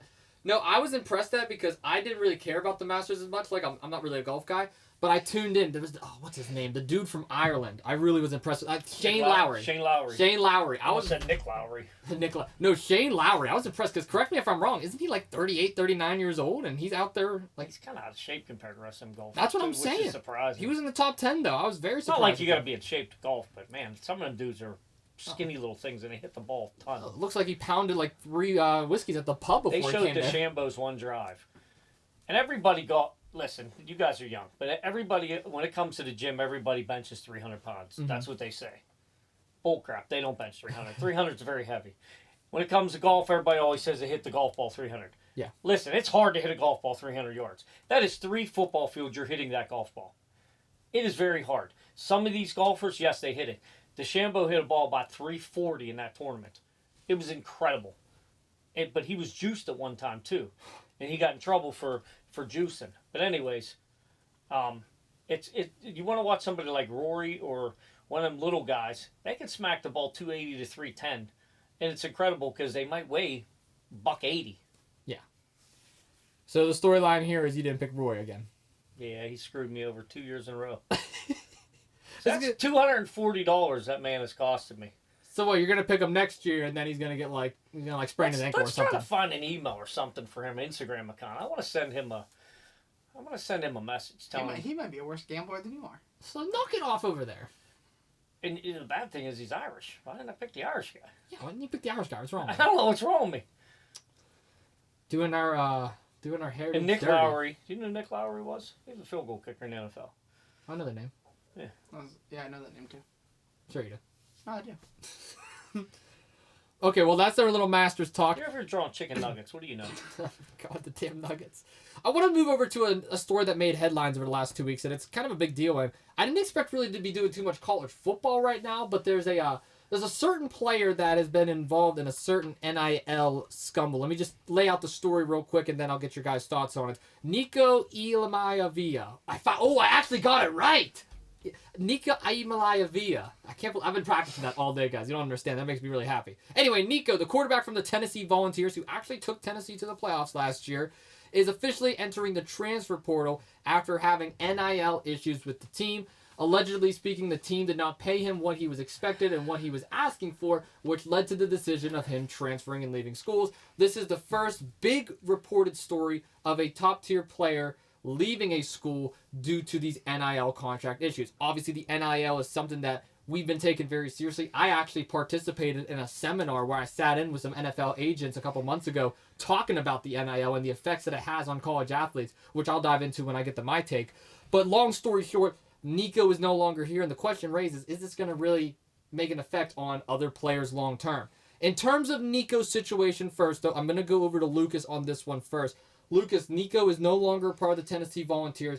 What's your overall thoughts and opinions on this headline? Well, Nico, whatever that last name is, the fact that you're crying about, Tennessee offered him more money than Brock Purdy's making right now on his contract. Because he's still on that rookie contract, entry-level contract. Mm-hmm. He was going to make more than Brock Purdy, and he cried about it. You're just not a player you're not a good player at that point. You're not a team player. You're just as disrespectful to the team. They put their faith in you, and you're going to leave them because you're not making enough money, you think? You're there to learn. You're there to practice to be an NFL-ready quarterback, and now you're crying that you're not making as much money, actually more money, than NFL players are making at a college level. He's not, in my opinion, he's not even good enough to complain about that kind of money, so I think it's a terrible move, and I hope he doesn't get drafted because of it. Harsh words. Dad, thoughts on Nico? I watched a lot today about him. A lot. Did you watch any of the specials about him? Any of the stuff on ESPN? I just saw stuff about him. YouTube, anything? People talking about Listen, there's a lot that... If we're going to dive into this, we're going to start from the beginning of it. The NIL is ruining college football. That is what the major problem is. Starting from the leaders of college football. They're ruining the sport because you should never make more than an NFL player. Period. The idea was these kids were making tons of money for these universities. Let's get them a little kickback. Because before what it was, hey, I'll buy your mom a car. Hey, I'll take care of mom. I'll buy her a house. That would have been good enough. When you start throwing millions of dollars around, Here's where it's not all on Nico. Nico's a young man. He's a couple years older than Austin, maybe. He might be 21. I don't know what his age is. He's still a young adult. He's listening to an agent. He's listening to family. They're leading him down the wrong path. Where the wrong path led them was he got offered $2 million from Tennessee. Somebody else, he signed a contract with them. Here's where it's on Nico, his agent, his family, whoever is leading him down this direction. He signed a contract. I deal with contracts on a daily basis. That's my job. He's in breach of a contract of what he's doing by signing the contract and saying that he is going to play with Tennessee, making $2 million. Mm-hmm. Now somebody's trying to offer him $4 million. He finds out that his worth is worth $4 million, up to $4 million. I get it. Here's where I want to disagree with him, but I don't want to solely blame him and his agents. I want to blame college football for it because they're allowing this to go on. Now you got other schools throwing $4 million at him. Well, listen, I'm going to tell you right now, I work for Giant Eagle. If Shop and Save offered me $2 million more, I love Giant Eagle. I'm a pretty loyal guy. I'm going where the money's at. I mean, I don't blame him. He's setting himself up because he's not going to make $4 million in the NFL. When did you say who's on a rookie deal? Who did you mention? Brock Purdy. Brock Purdy. Oh, how many years he been in the league? 3-4 years now? So that guy's not going to make near that money for 5 to 6 years in the league. He may not even be in the league in 5 to 6 years. He may never transition from the NCAA football to the NFL level. He may not be a starting NFL quarterback to potentially make that money. But college football has been ruined by the NIL. If you're going to do it, lessen the money. And then I've been waiting for a problem with this NIL money. I've been waiting and waiting and waiting. Congratulations, you didn't let me down. The higher-ups at the NCAA, you didn't let me down in Pittsburgh, and I'm sure a lot of people feel the same way I do. This is on you guys mainly, and him and his agents. I mean, I'm surprised it took this long. Because the way they're throwing money around, Shedeur Sanders is making more money now than he probably ever will until he's 5 years into the league. That's not what that was supposed to be. That is not what that's supposed to be. And I totally disagree. I was listening to ESPN today, and they're bashing this kid. Listen, at the end of the day, he's a young man who's supposed to be led by adults. That's what you guys look up to is your adult figures, whether it be your father, whether it be a friend, whether it be somebody. He's being led down the wrong path. I blame it on the NCAA, his agent, and his father. I don't even blame it on the kid. He's a kid. I don't blame it on him. See, I'm going to agree and disagree with the both of you, but before I get into those takes, do you guys know what the NIL actually stands for? NIL stands for name, image, and likeness. The reason why it was introduced in the first place was to bring recognition to college athletes. It was it was an outlet to let college athletes be able to brand themselves and market themselves, which is something I fully endorse. I fully endorse the fact that college athletes should be able to create their own personal brand. I'm a college student who's not an athlete. 2 Jagoffs is my personal brand. Austin Cairns is my personal brand. And there's nothing wrong with that. Making money or not making money, at the end of the day, I believe that anybody in any professional career should create a personal brand. And the NIL, the original point of it was supposed to be making a name for yourself, the N, your personal image, and your likeness within whatever professional entrepreneurship or business you get into. With that being said, it is completely being taken advantage of on the collegiate level. And not just in football. We're seeing it in basketball too. We're seeing it in baseball. Hell, we're seeing it in volleyball with the popularity of NCAA volleyball. The NIL has been taken advantage of and it has been strangled to the max. I recently had the chance to join this Now It's Legal press conference, which is their kind of way of spinning off what the NIL actually is. And I had the chance to speak with Steve Ross. He's a global marketing and Fox Network advisor. He does a lot within the college committee. And I was in a press conference on Zoom with him back in February. And I asked him, I had one question to ask. And my question was, is the NIL going to negatively affect college football long term? And the answer he gave me stuck with it. And I'm so glad this is a great opportunity for me to share his answer. He said that once players start asking for money in a way of I'm wording this wrong. Once players start using their contracts and their payment as a way of getting their way, that is when it's going to become an issue. And what Nico did, and this is where I'm going to disagree with you, Dad, and kind of agree with Lucas, Nico said that I'm not playing in the playoffs unless you pay me this amount of money.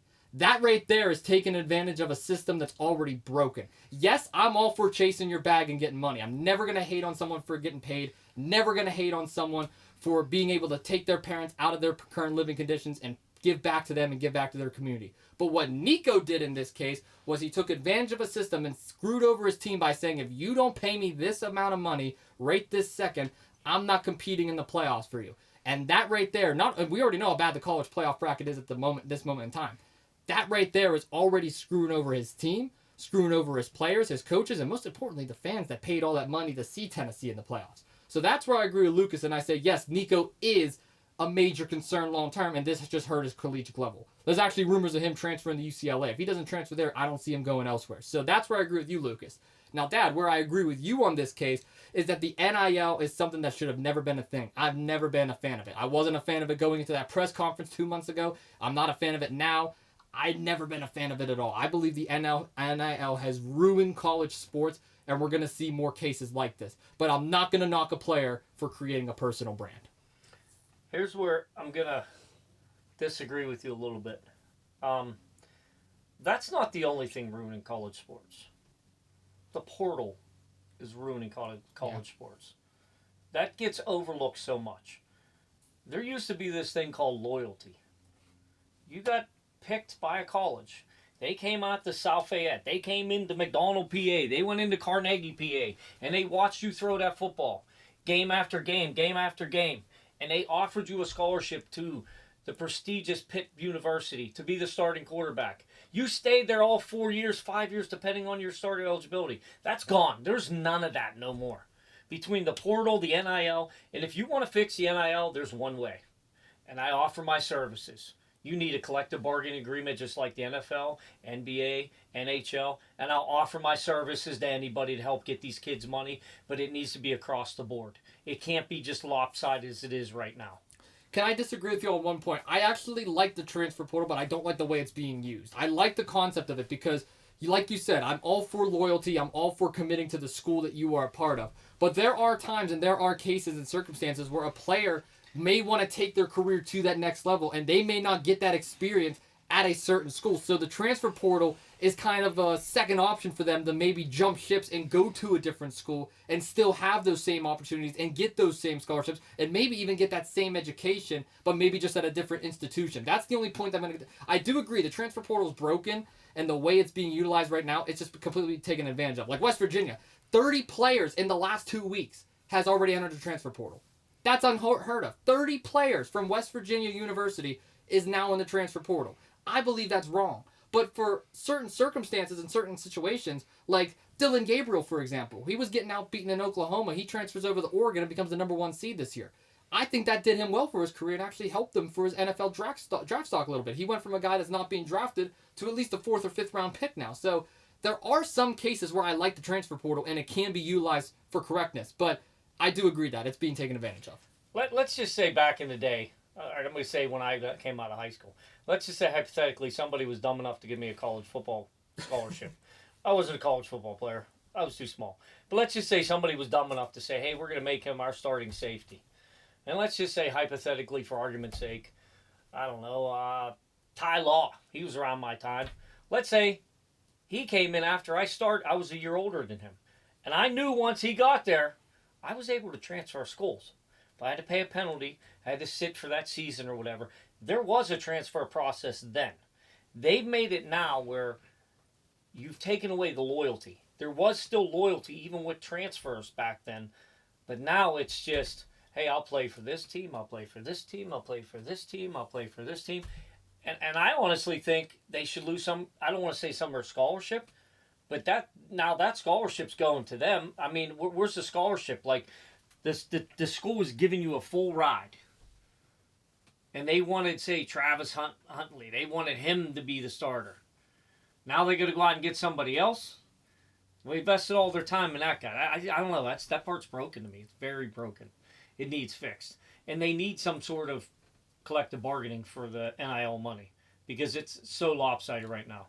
No, absolutely, it is lopsided, and I will add on to this by saying that without the transfer portal, I believe the transfer portal is a necessity now in today's day and age. I feel like we have evolved to a point now where we have so many different Power 5 schools and we have so many different conferences and so many different collegiate levels and NFL opportunities that's there. The transfer portal is kind of a necessity now, but the way it is being utilized is obviously criminal. And not to mention NIL, I believe it's a broken system. It's been broken ever since it's been introduced. And whether it's a collective bargaining agreement, whether it's more agents being introduced, or whether it's like, because again, you got to remember this, Dad, too. A lot of these players not only are making money off of their personal brand in the NIL, a lot of these guys are creating social media revenue. A lot of these guys have content creating. I mean, like Shador Sanders and Travis Hunter, they both have millions of subscribers on YouTube, and that's just because of their notable name. They're probably making more money off of their YouTube ad revenue and some of their YouTube channels than some current NFL players are off their rookie contracts. And the reason for that is because of the day and age we live into. So that's where I kind of understand the transfer portal in that essence, because yeah, sure, you can make money elsewhere, but money being introduced into college football in general has just completely ruined them. But we do have to take into consideration that even without NIL and even without the transfer portal, these college athletes are still going to make millions of dollars either way, just because of the utilization of content creation, social media, YouTube, TikTok. Like I said, the thought process was spot on. Yeah. These universities are making millions of dollars over the years on your Deion Sanders, on your Troy Aikmans, all these big names that were in the past. And these players never made money. They may have got a car out of the deal. They didn't make money. They didn't get their brand or whatever. But now it's just so lopsided. It's got to get fixed before it's going downhill quick. I mean, and this is just a prime example. I mean, and I don't put all the blame on him because he's a young kid. He doesn't understand the idea of signing a contract that he should have to honor that contract. I mean, I blame that on his camp. They should be telling him, look, you signed this. Oh well, you lost $2 million. That's the way it is. All right, do we have any final thoughts on Nico before we move into our next conversation? I think we have some NFL news that we would Come like to to bring pick, dude. We'll take you. Nico? No, absolutely not. They're not over Eli Holstein. Are you crazy? Concussion Eli. Don't worry about my boy Eli. He's going to do well in our sophomore year. I'm expecting 8 wins, Narduzzi. 8 wins. You want to bet on that? I don't know. What's with you and all these bets? I like to bet. I'm a gambler. You love gambling recently. You should have won a gamble. Yeah, I'm sorry. I'm not going to bet with the guy who didn't take Roy McIlroy. Go eat your chicken nuggets on the corner somewhere. Shouldn't But he be happy to bet against them then? That's thank you, Lucas. Give me a high five on that, but thank you. Oh, sorry. Like, you haven't been quiet for the last 8 minutes of this conversation. Now all of a sudden you're alive. All right, what's our next topic? Let's talk about the Browns. Oh my gosh, really? That might be the worst quarterback room in football, and we're going to talk about it. Go ahead. All right, well, Lucas is excited over there. I mean, the Browns are reuniting with quarterback Joe Flacco. He's joining a quarterback room of Deshaun Watson and Kenny Pickett. Lucas, you seem giddy over there, man. What's your thoughts on the Browns? All I'm going to say is the Browns really delivered on their word to bring Myles Garrett a Super Bowl winning quarterback. Yeah, 2. He's got 2 now. He can pick and choose who he gets to use. Are you kidding me right now? This guy thinks he's funny. I mean, you were laughing. You got jokes? Because that's what the AFC North quarterback room's turning out to be between the Steelers and the Browns. I'm about to say, don't disrespect Lamar and Burrow like that. They're 2 of the best quarterbacks in football. Two of the 4 teams. They ain't got one good quarterback between the 2 of them. The Steelers and the Browns. Who's a good quarterback out of either one of the rooms? I'd probably say Flacco's the best out of all of them, in all honesty. I'd take Flacco over Rudolph and Thompson and Pickett and Watson right now. I would. You wouldn't? Silence speaks volume. Wait. Take over who? Over Kenny Pickett? Are you crazy right now? Yes, I'm taking Flacco over Kenny Pickett. Are you kidding me? No, I'm not kidding you, because I wouldn't take any of them. You're telling me Kenny Pickett is the best quarterback out of... I did not say that god-awful statement, first off. Then what are you saying? I'm saying that both rooms are god-awful. Well, yeah, I agree with you both. But if you had to choose one, I'm saying, like, out of all 5 quarterbacks, Thompson, Flacco, Pickett, Rudolph, and Watson, who are you taking out of the 5? The answer's Flacco. Who's your take? Me? Probably Flacco. Here, wait, I'll give you my take in a second. Austin, put a picture of Jeopardy up on the screen real quick to match the music there.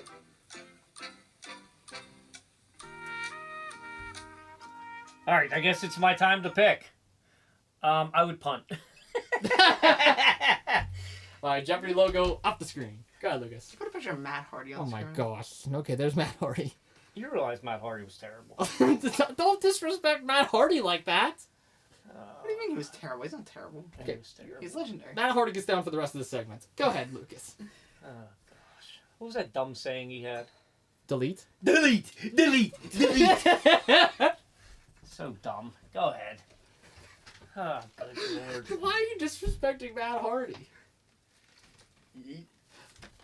Yeet. All right, let's go. What was Lucas starting to say? So Flacco, I don't know. I forgot about that. I've been we're talking about interrupted Joe 7 times. Flacco. Not Jeopardy, not Matt Hardy, not Delete. We're talking Joe Flacco.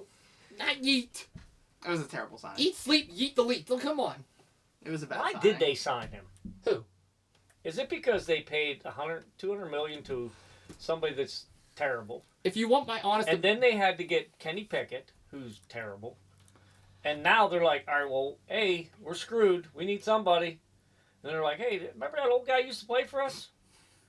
Remember him? He won a playoff game. Let's go grab him. In all honesty, I don't not like the move. I think Flacco is the best quarterback of all of them. Watson's on his way out the door once his contract's up. It's just clear that they're wasting money on this point, kind of like what the Falcons did with Cousins. But the Pickett move I really don't understand, because why trade I guess they didn't trust DTR either, so that's why they were able to get Pickett in return. So you think DTR is worse than Kenny Pickett? That's what they're saying. That's what they're saying. That's not what I'm not saying that. That's what the Browns said by trading him, right? Yeah, I guess so. Well, with that being said about the Browns, I think let's move into the Steelers real quick because we have 2 more topics to get to. TJ Watt. He had posted a pretty cryptic message last week on his Instagram story about possibly leaving the Steelers, saying bye. There's a lot of analogies that's being made. He threw up a peace sign. I want to get your guys' thoughts and opinions on this. Dad, do you think TJ Watt is going anywhere?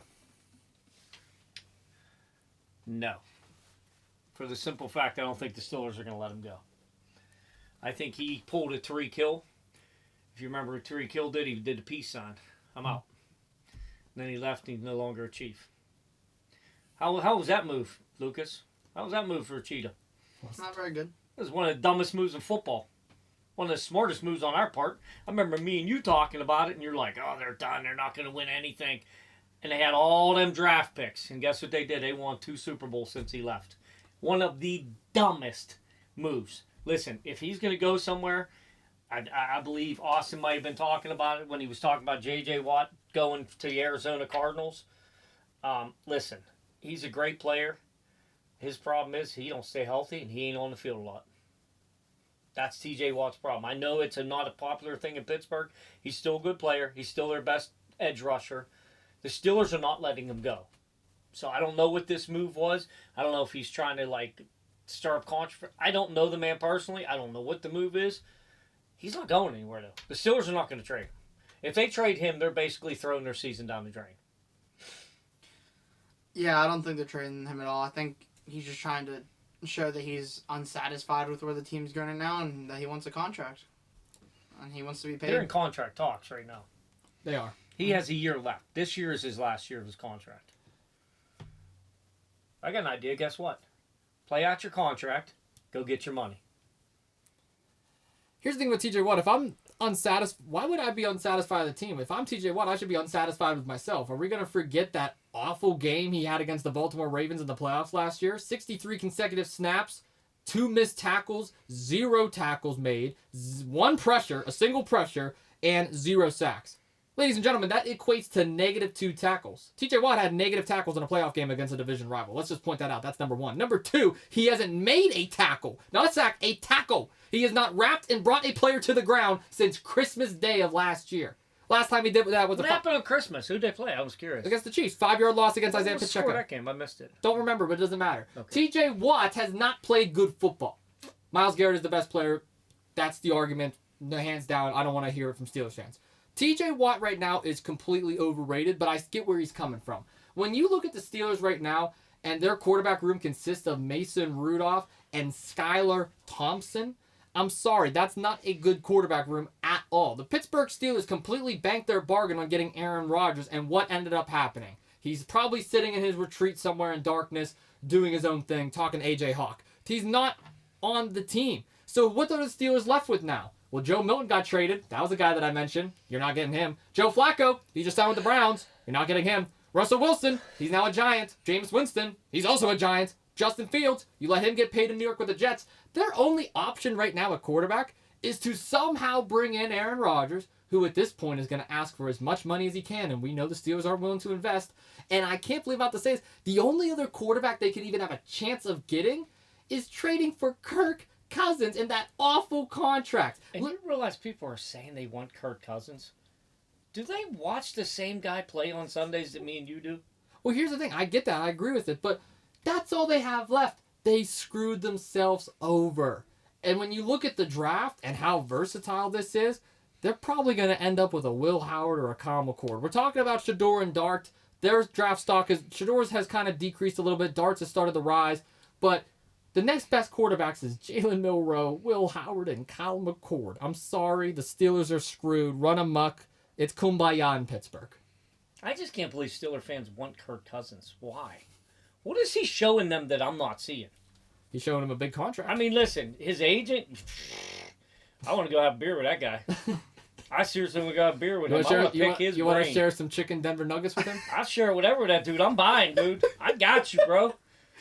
I got that dude. Come over to Pittsburgh, man. We'll talk, man. You can give me my next contract. Holy smokes. What are these Steeler fans thinking? Like, seriously, he is not a quarterback. He's not an NFL quarterback. He's not a quarterback. I'm sorry. That's his position. What do you mean he's not a quarterback? Well, he's not real good at it. He's not real good at it. I mean, obviously, he's ruined some franchise in recent memories. But anyways, T.J. Watt, he's frustrated. Guess what, bud? This is the way I look at it. You keep them negotiations behind the closed doors. I agree. Like, I get it. He's trying to use it as leverage. That's what you call leverage in the negotiating world. I mean, I've done it before in the past when I've negotiated contracts, but I've told the members what the company's thought of them. There's a difference. I didn't go to social media and boast it. You know what I mean? I don't agree with that. I mean, listen, at the end of the day, play your year out, and if you're not a Steeler, you're not a Steeler. You're going to get picked up by somebody. Somebody's going to pay that man, whether it's with the Steelers or whoever. But if the Steelers let go of him, you might as well write this ship off. They're done. Of course. Any final thoughts? We have one last segment to get to. You might have to change your TJ Watt jersey. I got some spray paint, depending on what color team he goes to, bud. It's not a Steeler-themed jersey. It's the Army one. Hey, maybe if he goes to the Raiders, we'll just spray paint the yellow silver. It's not yellow. It's green. Well, I do want to get into this last thing. This weekend, it is. Jersey? It's the Army one. You're weird. You're weird. The Army jersey, like the one with the flag on the side. Oh, okay. That's not that bad then. Yeah. I was like, what are you talking about? It's like one of my favorite jerseys. It's actually pretty I thought cool. it was like a neon or something. No, that's the ugly one. It's dark green. All right, now that sounds better. Well, this weekend not only is the start of the NBA and Stanley Cup playoffs, but this weekend is also the showcase of the Immortals, the grandest stage of them all, WrestleMania, the two-night event that is taking place at Allegiant Stadium in Las Vegas, Nevada. WrestleMania 41 is here, and there's a lot of matches to get to, and unfortunately, we're already an hour and a half into this episode, so we can't go through every episode, but me and Lucas actually covered the entire show on Inside the Ring with Austin Cairns, the Return of the Wrestling podcast. Go check it out. That episode is going to be out on all platforms this Friday. You don't want to miss it. But I do want to get your guys' thoughts on the WrestleMania main event this year at least. Because boy, oh boy, is a big one. Not as big as last year's. Last year's was the biggest WrestleMania main event of all time, with Cody Rhodes and Roman Reigns officially ending the historic reign of the Tribal Chief and Cody finishing the story. This year, though, Cody Rhodes has his toughest matchup yet as he goes against this newer John Cena, who recently turned heel back at the Elimination Chamber. He's on a roll right now. It's the main event. I want to get your guys' thoughts. Is Cena going to win the record-breaking 17th world title, or is Cody going to continue his story? Dad. He wins the title. But I really hope what I read today does not come true. Oh, no. What'd you read? They said something today that an AEW superstar may come the main event and disrupt it. And if it is, please don't. Wait, who from AEW? And I didn't even know he was with AEW. Rick, woo, Flair. Oh. Listen. Your time has passed, man. I'm sorry, but stay in the retirement home, man. I don't want to see you on TV. Take your shirt off. I don't want to see none of that stuff. I don't want that. I want to see Cena win the title, break the record, That's why I think Flair may show up. I think they're going to try to do it somehow to screw Cena. Where Flair, because that's whose record he's going to break. It's Flair's record. Yeah, him and Flair share it right now. I never thought of that till I read it today. I forget what the article was. I was going to send it to you. But they said and I didn't know he's on AEW. Yeah, he's in AEW. Yeah. He's under contract with them. Why, though? What do you want, a 90-year-old getting slammed on a mat? I'm worried about a bone breaking, a hip breaking. I'll be in a nursing home somewhere. I just like to see Cena win it, but I'm telling you right now, he's going to get screwed because of that, what I read today. So I can see Cody. I guess I'm taking Cody Rhodes then, just because they're going to screw Cena. If Cena gets screwed by Ric Flair and Cody wins, I'm not watching a WWE match ever again. That would be the worst move in the Triple H era of the WWE. I agree. And you'd also be turning Cena heel for what? Nothing. Yeah. Nothing. Like, you'd be changing how his whole career's been for him to lose. That makes no sense to me, and that would be really dumb. I know that they're doing a lot of different angles with this, because remember, Cena aligned himself with The Rock. There's this whole version of the corporation, like this evil new faction where The Rock is leading it, and it's going to be all old-timers heel trying to run through WWE. And the biggest rumor is Stone Cold returning. Everyone thinks he's there to help Cody because of The Rock, but he actually stunners Cody instead and helps Cena win. And that's the faction right there. 3 of the Mount Rushmore superstars. The greatest of all time being John Cena, and then the second and third in The Rock and The Rock and Stone Cold. So I don't like that either. I don't like the Flair story at all. I believe this should be a clean match. Let Cena go out there and let Cena win his 17th world title. Someone's going to get involved. Someone's going to interfere. We'll talk about that more extensively, Lucas, on Inside the Ring. But long story short, John Cena needs to win the championship at WrestleMania. It is his last in-ring Mania where he's competing on the grandest stage. Cody has been an amazing champion. I don't believe this is going to hurt Cody if he wins the title and he goes on. Cody can be champion for another year and it won't get stale because of how great of a character he is. But the entire point of turning John Cena heel was to give him the championship. And if you don't give him the championship, what was the point of doing it in the first place? Now, see, I just Googled this because the article I read, and then there's another one saying due to his contract, he won't be there. Well, yeah, that's what I was kind of thinking. Like, AEW usually never lets their wrestlers cross over. TNA maybe, but AEW no. So listen, here's my thing. If Flair comes into the equation somehow, I'm giving it to Cody. If Flair doesn't come in, I'm giving it to Cena. But The Rock's probably going to be involved somehow, somewhat. I'm just basing mine on Flair. I ain't worried about The Rock because I think somebody's going to come in with him. And please don't bring Stone Cold back. He looked rough last time they brought him back, and that's my guy, man. Please. Well, don't he bring wouldn't him back. compete. He would just be like there to support Cena. Yeah, just don't let Maybe him Undertaker wrestle. will come back. Did you see how he struggled in that last WrestleMania? Oh, against Kevin Owens? Oh my Oh, gosh. prayers to Kevin Owens, though, man. That sucks. Yeah. He's going to probably have to retire. Yeah. Poor KO. Freaking love him. Anyway, I want to talk about one last thing totally off topic before we end off today's episode. What do you guys think of Pat McAfee's Big Night Out? He brought in Snoop Dogg, Jelly Roll, Jey Uso, a drunk Michael Cole. It was awesome. How do you not invite McCutcheon to that? Yeah. Because you have Paul Skeens there. Yeah, but you got to bring McCutcheon. Yeah, you got to bring McCutcheon there. You're bringing all the legendary Pittsburgh players. They probably should have brought McCutcheon. He didn't even get a call, he said. McCutcheon tweeted that he wasn't invited. That's surprising. Because someone said, why weren't you there? And he responded, wasn't invited. That's awful. That was sort of like back in the day. They put him on.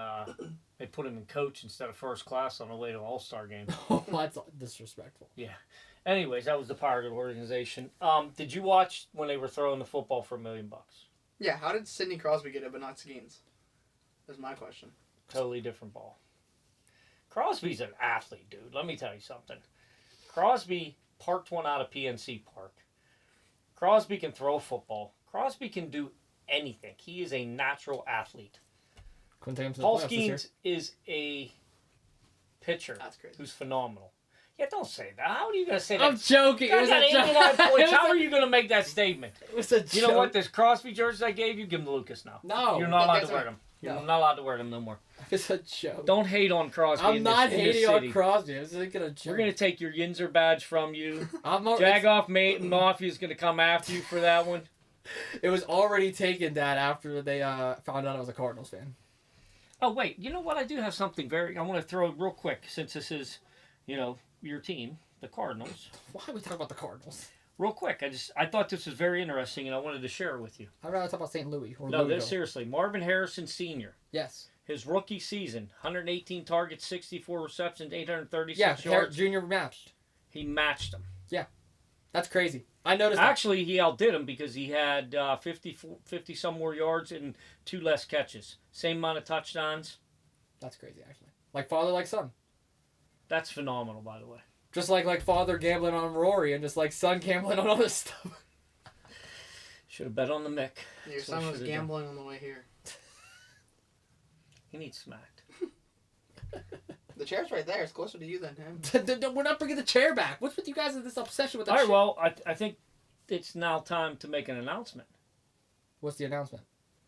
My son. No, if it's about the show, I don't want to make that announcement on here. Why not? Because I'm saving it for tomorrow. Or tonight, I should say. I know what you're saying. Is it about what I called you about earlier? Yeah. I don't want to share that on Two Jagoffs. I wanted to share that on the radio show, if that's okay. Boo-hoo-hoo. I'm sorry. Well, I don't want to share that on here. Lucas asked the same thing before we went on, and I was like, nope, I don't You want wonder why you get choke stealing, McDean? to. That's crazy. But no, I do have a big announcement to make on the Austin Cairns show tomorrow. But I do have a couple of quick announcements to make before we end off today's episode. New interview is out now on all platforms. Matt Palangi from Point Park joined the show this past Sunday. What a great guest he was. I don't know, did you guys have a chance to listen to our Matt interview yet? I did listen to it. I have about like 5 or 6 minutes Did he say he liked me better than you? I don't think he... Who, Matt? I don't think he mentioned either of us. I don't think he did. Maybe we should watch I mean, he's a it. Cowboys fan, but... There's a downfall right there. Sorry, Matt. Yeah, he said Cowboys fans. He said the Cowboys might win the division. Yeah, he said that. That's what I was thinking of. That I wanted to tell you about yesterday. Matt. I don't know you, That's Matt. what I wanted to tell you last night that I disagreed with heavily. That was a terrible take. That's a Yinzer take. Well, he's from Cleveland. Well, whatever. He's a cowboy take. I don't know. Whatever they call him in Dallas. Cowgirl take. I don't know. That's just crazy. Well, Matt was still a great guest. He gave me 20 minutes of wrestling, which I thought was really cool. So, shout out to Matt. I can't wait to listen to it. I'm going to listen to you, Matt, even though you already made a crazy statement about the Cowboys. Oof. It's okay. We had a great conversation. But no, Matt... So wait, he thinks they're going to beat the Commanders? And Eagles. And the Eagles? Yeah.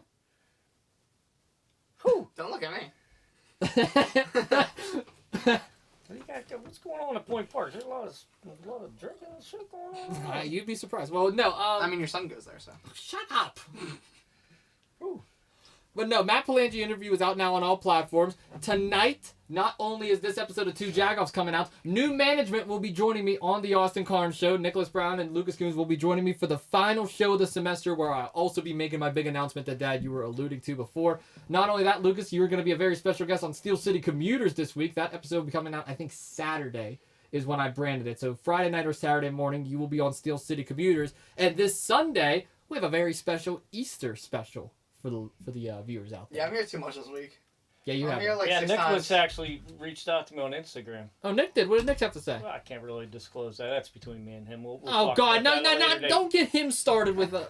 Hey, he reached out to me, man. Don't get mad at me. He was hating on you two, not me. Oh, my gosh. Well, look at the side eye from Lucas over there. He said you too. Yeah, he did say you too. You too. Yeah, I'm scared. Now, you should be scared. Nick's always on my side. Yeah, Nick usually is on your side. He's usually glazing you, but now he's on his Maybe side. he likes my take on the show better than yours. I don't know. Your take on the show, you spent 15 minutes talking about the chicken nuggets earlier. Maybe he likes chicken nuggets. You don't know what goes on at Catania, either one of you, so just leave it out of there, all right? Okay, we'll leave it out there. Lucas, before we go to my dad, do you have any final words for the viewers of Two Jagoffs? He's hurt over there because I mentioned Nicholas Brown. Look at him. He's ready to cry. You all right? Give him a hug. Holy smokes, give the kid a hug. Do not give me a hug. I'm not touching you. Good. I'll hug you with that chair on your I'll back. give you a fist bump, but that's about Nah, it. I don't want to touch you. Okay, I'll give you a fist bump. Here, I'll give you a fist Oh, bump. what? Give me a claw. Yeah. Are you okay? Doing great. I was kidding. Nicholas didn't bash you. I knew it. Nick would never betray me like that. I see some tides in the riffs. Riffs in the tide. Riffs in the what? I don't know. Tides in the riffs? What are you talking about? We're He's not singing a song. Lucas, any final words? Damn, speak over there. You're about to cry about Nicholas Brown. Hopefully the Denver Chicken Nuggets can do something. Okay, hopefully the Denver Chicken Nuggets can do something. Dad, do you have any final words for the listeners? Let's go Buccos! You're the only one saying that. And I will be the only one saying that. They need to pitch Skeens more. Well, thank you all so much for tuning in to yet another great episode of Two Jagoffs. Lucas is working overtime this week. We got Inside the Ring WrestleMania special, Steel City Commuter special guest, and the final radio show of the semester, along with our Easter special this Sunday on all platforms. New promo out now on the social media pages. Make sure you go like and check that out as well. Until next time, here on Two Jackoffs, we will see you all in the next one. Peace. Peace.